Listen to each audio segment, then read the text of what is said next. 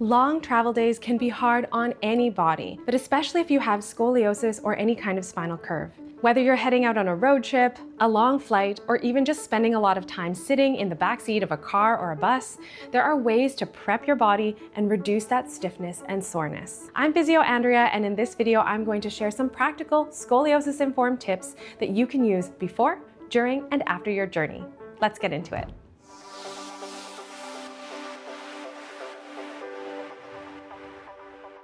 Part 1, carrying bags and luggage. When it comes to bags and luggage, your technique is everything. People with spinal curves can lift weight, but it's really about how those forces are distributed and how your muscles respond to those forces.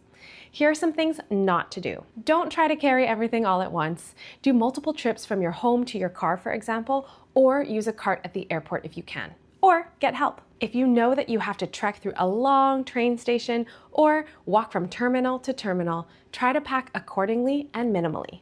Don't carry everything on one side. Even if you can do it in the moment, the consequence of that asymmetric load may pop up later. Instead, try to split the weight between both arms or alternate sides. Use a rolling suitcase when you can and switch sides periodically. If you're using a backpack, tighten the straps and keep it snug to your body. And if something feels too heavy, ask for help. You don't have to power through, and your spine will thank you. By the way, I made a whole other video on lifting and carrying tips for people with scoliosis, and that link is in the description below.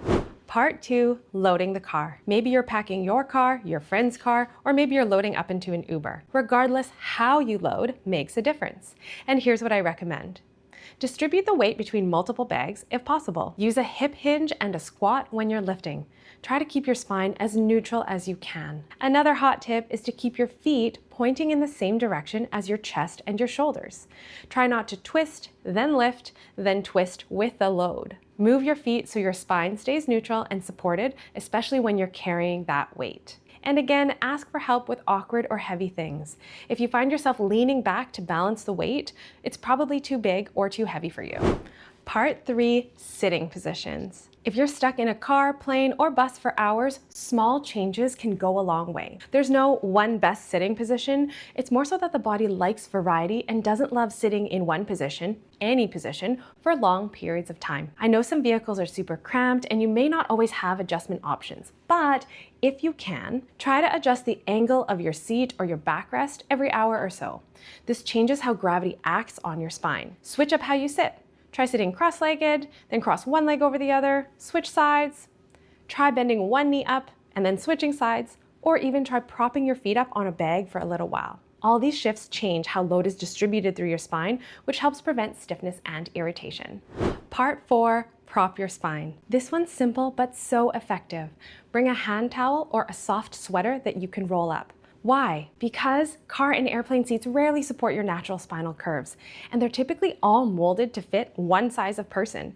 And speaking as a short person, they never fit me well. These commercial seats often don't have enough lower back support. So you can try rolling up the towel and placing it behind your lower back to support your lumbar spine into that more natural scooped position. If you feel like you're collapsing into the seat, try placing the rolled up towel lengthwise along your spine to bring you a bit more forward. If you have scoliosis, you might feel better with the towel tucked into the concave side of your curve to support it, but make sure it's not too bulky or it could actually push you further into rotation, which may not feel good later on.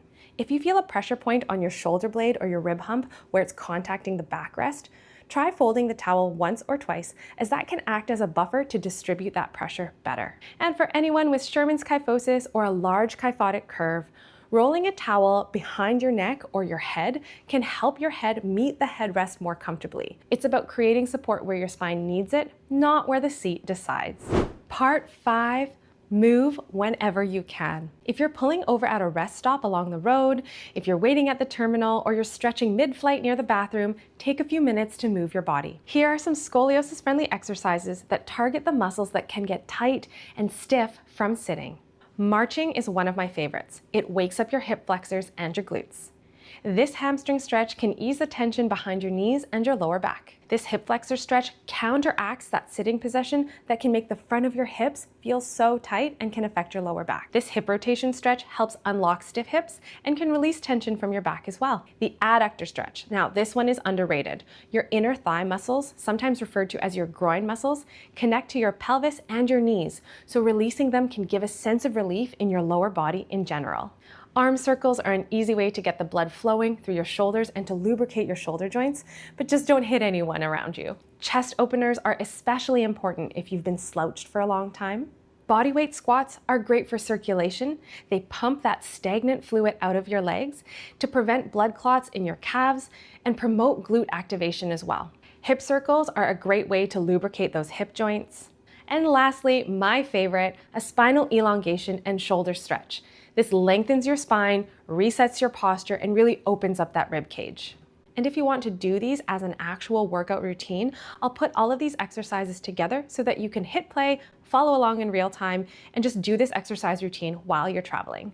You don't necessarily need a gym or a yoga mat, just your body, a few feet of space, maybe something small to prop your foot on, and a little intention. Travel does not have to equal pain. With a little prep, a few props, and a few mindful movements, you can support your spine, your curves, and improve your comfort while traveling. Let me know in the comments, where are you headed to on your next adventure? What's your go-to move to shake off your stiffness, or any strategies that you have to prevent it in the first place? And if you found this helpful, make sure to give it a like and subscribe to our channel for more scoliosis smart strategies. And members get more. With a membership, you can access things like special workout challenges, extended ad-free workouts, and exclusive Q&A videos where you get to request your topic each month. Consider joining our membership to support us to keep putting out more info and tips for the scoliosis community. See you next time.